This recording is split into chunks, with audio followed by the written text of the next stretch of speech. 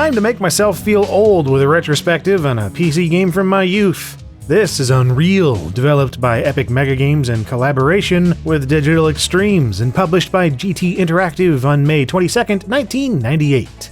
Man, 1998 was how long ago? Ugh, that last fact still hasn't quite sunk in yet. Anyway, when it released decades ago, Unreal was an absolutely monumental title for a multitude of reasons, but one of the easiest ones to point out was its graphical prowess. Unreal. Yes, this is an actual PC game screenshot.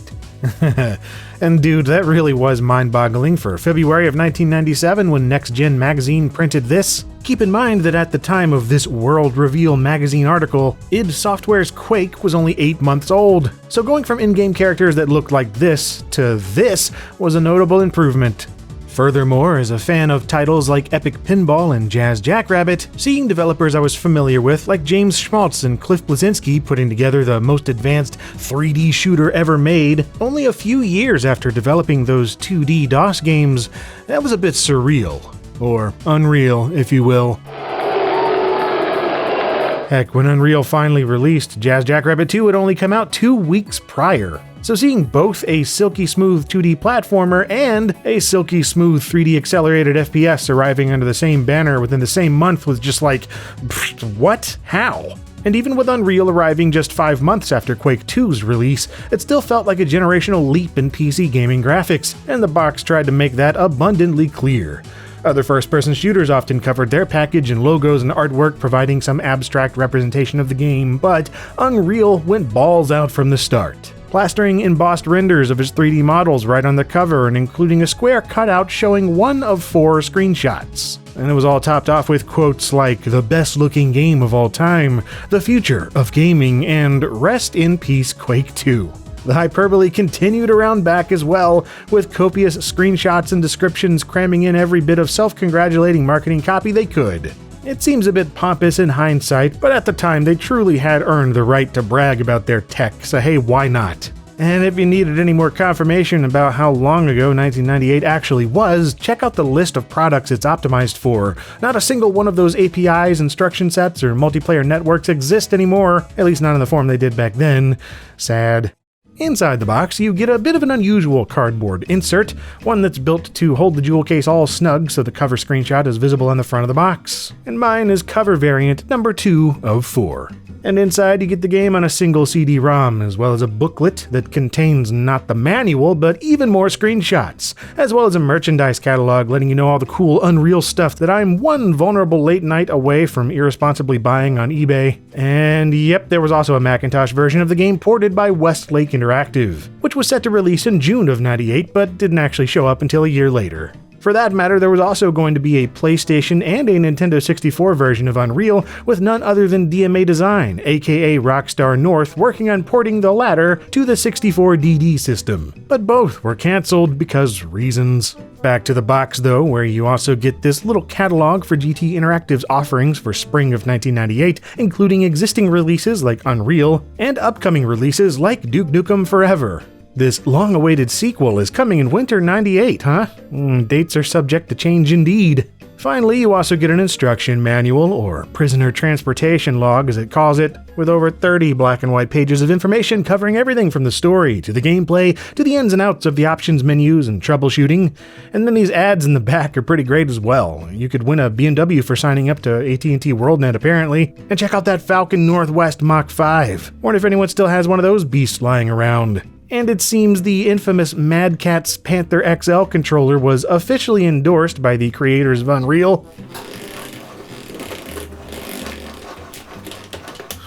Suffice to say, I will be sticking to a mouse and keyboard for the rest of this video. Once you've got Unreal installed and your graphics card properly configured, it's time to dive into the most anticipated PC gaming Welp. This is not an uncommon sight when it comes to the launch version of Unreal. Bugs and crashes are a fact of life. And Epic knew it, going so far as to include this slip of paper in the box calling for their hardcore gaming audience to please forgive them in advance, because making games is hard and Unreal is full of bugs, so please be sure to download the latest updates as soon as possible. Yeah, I can think of a few companies who should still be including messages like this, but anyway, thankfully there are patches for just about every configuration of PC imaginable, so once it's working, you're greeted with the legendary Unreal Castle flyby demo.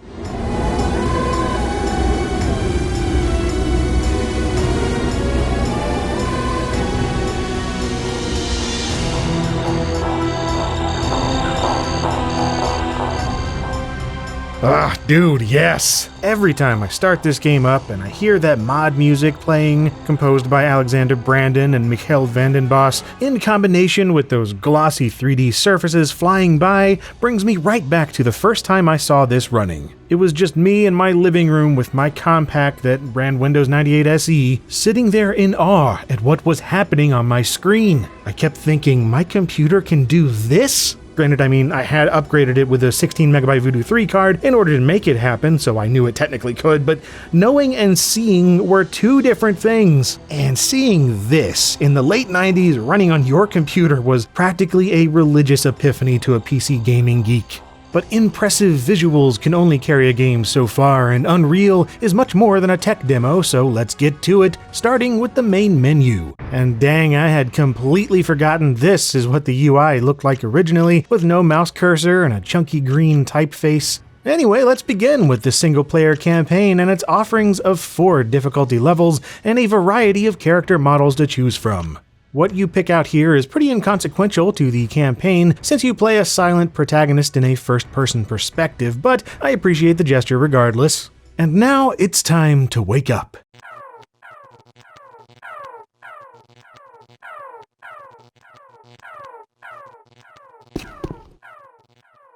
Prisoners 849 escaping. You play an unnamed soul known only as Prisoner 849, who awakes in a prison cell to pure chaos aboard a transport vessel called the Vortex Rikers. You quickly find a Universal Translator tablet lying on the ground and get to work navigating the crumbling ship, accompanied only by the screams of unseen crew members enduring unseen horrors.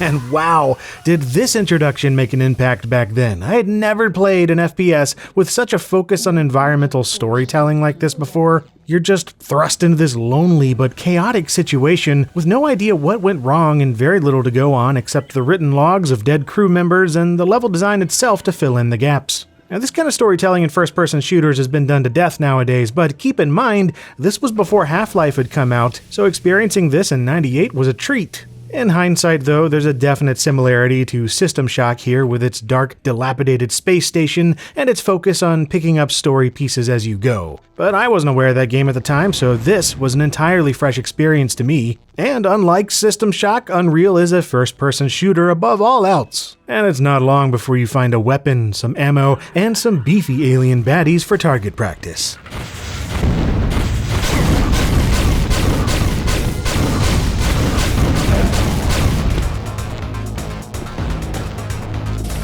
And while you'll be seeing these same dudes repeatedly throughout the game, the way they're introduced one by one is just awesome. Like the first time a Scar shows up, fantastic.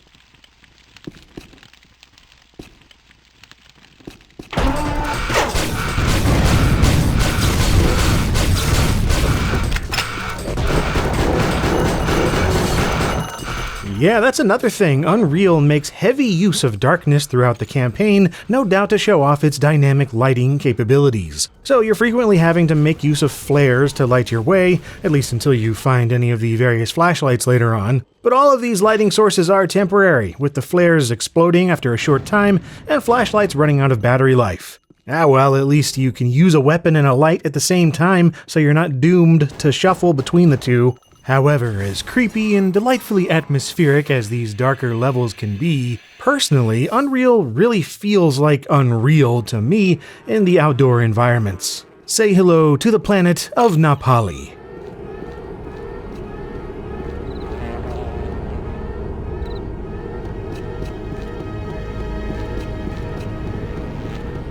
this moment is perhaps the most memorable one in the game for me, even after all these years, where you first step off the crashed ship and out into this lush alien world. The place was not only massive, but beautiful, with strange creatures flying around, a village off in the distance, weird rabbit things hopping by begging to be shot, and the sound of a waterfall in the distance while more of that awesome tracker music plays.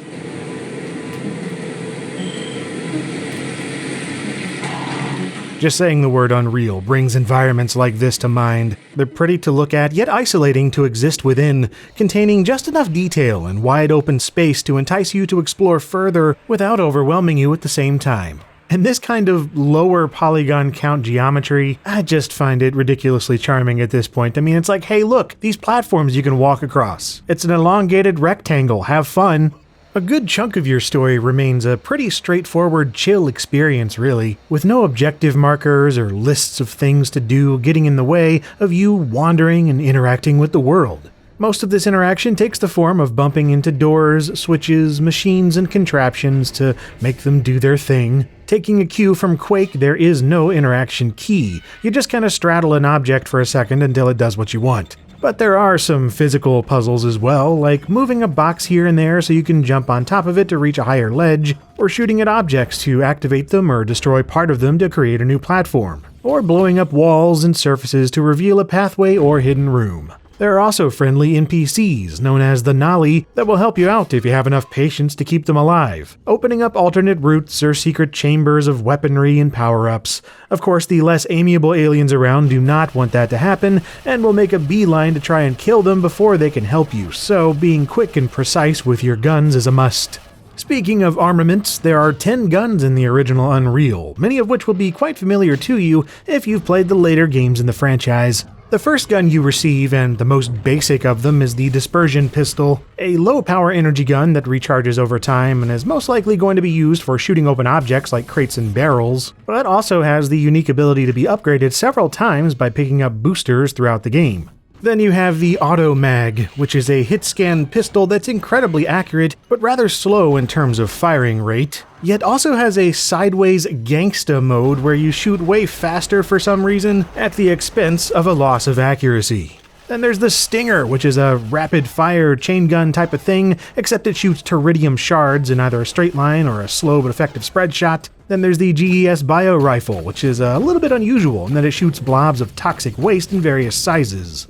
Next up is the ASMD Shock Rifle, which is a fantastically useful weapon, shooting powerful energy beams in a straight line from any distance, as well as a secondary fire that shoots out a pulsating energy ball which can then be shot with the other beam to make an even larger explosion. Then there's the minigun, which works a lot like the Stinger except it uses the same ammo as the Auto Mag, and its secondary mode fires at a different rate. Next is the oddly named 8-Ball Launcher, which is a rocket launcher with 6 barrels, not 8.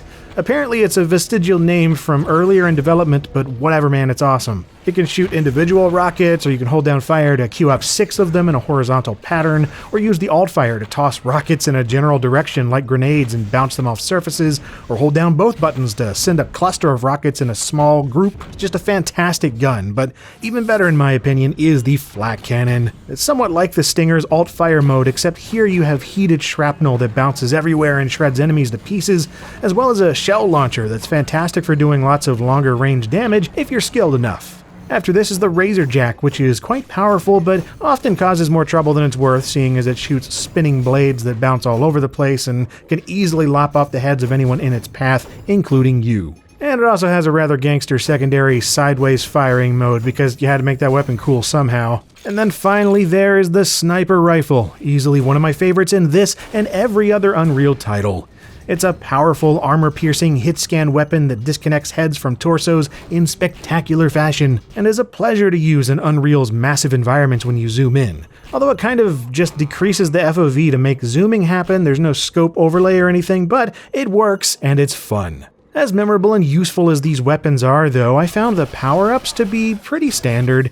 You pick these up and store them in your inventory to use whenever you need, things like the aforementioned translator, flares, and lights. You also get stuff like scuba gear, jump boots, and visibility in a single-use force field. But probably the most useful one is the Amplifier, which has nothing to do with your hi-fi setup and everything to do with making your weapons more powerful when activated. There's also the Nolly Fruit Seed, one of the more creative health items I've seen. Most of the time you're just picking up medkits and such off the ground, but every so often you'll see a seed which can be activated by planting it and waiting for it to grow. Seriously, you'll find these out in the world too already grown, but when you plant one, the longer you wait, the more health you'll get from the plant, up to 30 health points.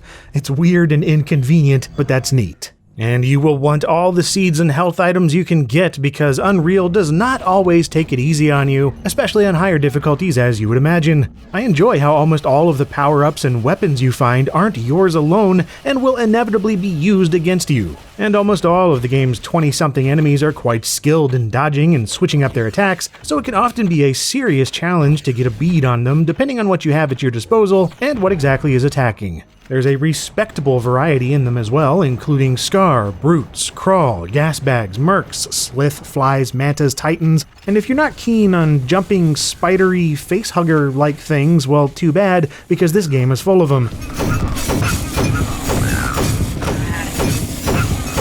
However, as varied as the enemy types are, by the time you reach the midpoint of the campaign, it becomes increasingly apparent just how much of a bullet sponge many of them can be. And unfortunately, it just gets downright tedious, because you're fighting the same kinds of creatures in the first levels as you do on level 10, level 17, 26, 34, and so on. You get the idea.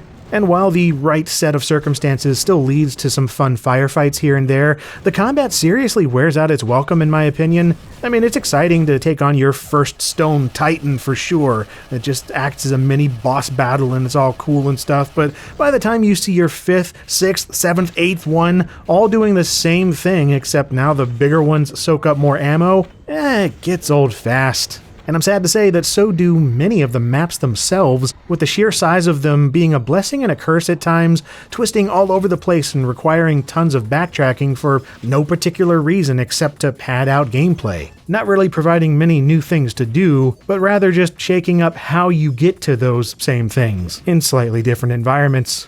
And don't get me wrong though, there's something to be admired about this kind of complex level design from the 90s, and I appreciate what the folks at Epic and Digital Extremes crafted using relatively few art assets, but man, there are only so many samey looking fortresses, underground cavern systems, and Nostromo-inspired spaceships that I can handle in a row. And then there's the ending of the game, which is rather unmemorable. It's a generic alien queen boss battle where you have a big room and a bunch of ammo, dodging a barrage of simple attacks that repeat on an endless loop. Once that distraction is over with, you get a cutscene of you escaping the planet. Hooray! Except then you run out of fuel, and then contemplate how you've effectively done nothing by ending up where you started, alone as a prisoner aboard a spaceship, to be continued.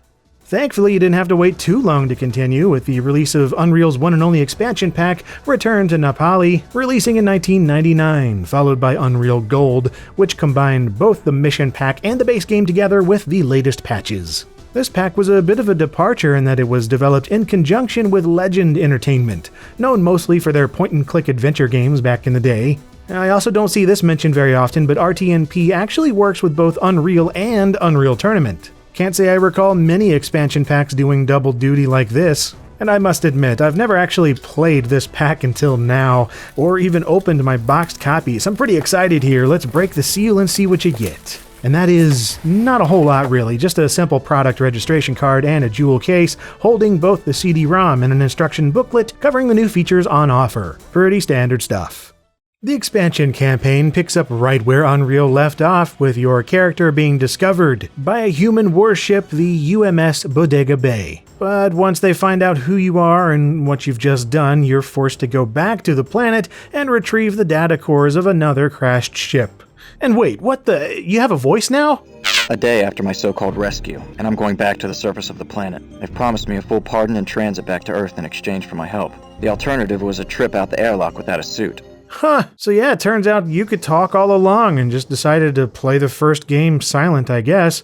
Not only that, but you even get little interludes in between each level showing your kill stats, as well as an audio log of the protagonist's thoughts.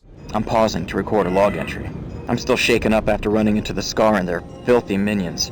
I guess I thought I'd seen the last of them when I killed the Scar Queen on the mothership. There are even some short in-engine cutscenes that freeze the action while some voiceover plays, although you can still shoot and move the camera while this is happening. Yeah, these changes can be a bit strange and a bit ill-implemented, but I don't mind them too much. In fact, I kinda like this campaign better than the original, in some ways. Now that's not to say it's a masterful narrative or that the original sucks, neither are true at all. But for whatever reason, I feel that Return to Napali is better paced and remains more consistently enjoyable to play than the original campaign these days. It helps that it's only about 4 or 5 hours long compared to the main game's 10 to 13 hour story, so it doesn't spend too long in any one area and keeps the combat brisk without repeating as many of the same enemies in a row. And I really quite enjoy the new combat assault rifle it comes with, which is a lot like the minigun except it shoots more accurately and its alt-fire mode burst fires rounds that explode on impact. And I definitely found some use with the new rocket launcher, which acts as more of a traditional single-shot RPG and has a secondary mode for shooting guided rockets. And the grenade launcher, I don't know, I can take it or leave it. I don't see much need considering you have the 8-ball, which kind of shoots grenades of a sort anyway, but it is kind of handy that its alt-fire launches grenades that can be remote detonated at any time. But yeah, that combat rifle is the one I use the most here, especially handy against the new enemies like the pack hunters, fast-moving little dinosaur punks that chomp away at your knees. Then there are the spinners, and man, if you didn't like the jumping pupa enemies in the original, these giant arachnids are not going to make you feel any better. And without spoiling much, there's also a chance you'll get to kill some humans for once, who are absolutely a force to be reckoned with, and again I found the combat rifle most useful here. Anyway, once you reach the finale of this pack, the ending is even more abrupt than the main game. There's no giant boss battle, you just kind of wander into a small chamber and take a spacecraft off the planet where you unceremoniously defeat your enemies through a cutscene. The end. No final thoughts from our badly voiced protagonist, just the credits. Okay, on second thought, maybe Return to Napali is a bit underwhelming by the end, but still, I really enjoyed it while I was playing it. There are some truly awesome levels in there, with some creative environmental puzzles, many of which were apparently cut from the main game and then added back through this pack alongside some new ones made by Legend. But whether you're playing the main game or the mission pack, I very much recommend the story mode for Unreal even today, especially the first half of the original campaign. It is still one of my absolute favorite shooter experiences of the late 90s. But as enjoyable as the story mode is, one cannot forget multiplayer Unreal.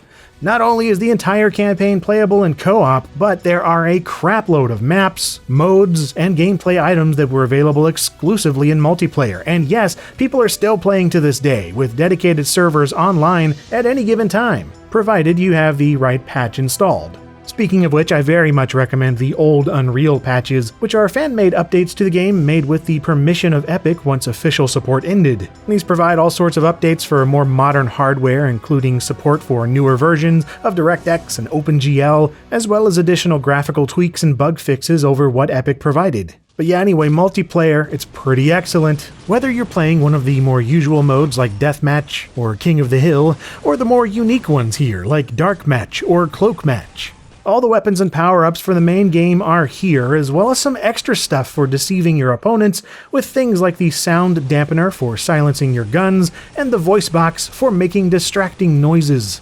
But the biggest claim to fame for this mode are probably the AI bots that it came with, of which Unreal was a trendsetter in this regard. Now, there were earlier shooters to have bots in multiplayer, but they were either modded in by fans or they were so basic that no one could confuse them for human players. But Unreal, good grief, Steve Polge's bot tech was fantastic. Even knowing the manner in which it uses preset waypoints to make it work, you can still easily play the multiplayer offline mode against nothing but bots and have plenty of fun. And of course, this experience would only get better and more expanded from here with the eventual release of Unreal Tournament in 1999, but that will have to wait for another day. And I haven't even talked about Unreal Ed yet, which was the fantastic editing suite that it came with on the CD from day one. This was the same program used by the developers to make the game, and including it was an absolute dream come true to 13-year-old me with lofty game designer ambitions.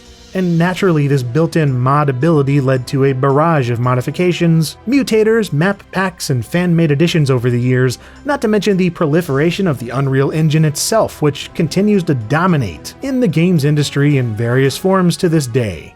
And bringing it all around to the modern day, if you have the urge to revisit Unreal or even play it for the first time, it's incredibly easy to do so now, seeing as the game is on digital storefronts like Steam and GOG.com. And hey, if you appreciated this video and feel like supporting the channel through buying the game, feel free to use my GOG affiliate link below this video. Either way though, I hope that you enjoyed taking a look back with me at Unreal, an FPS classic that does not deserve to be forgotten.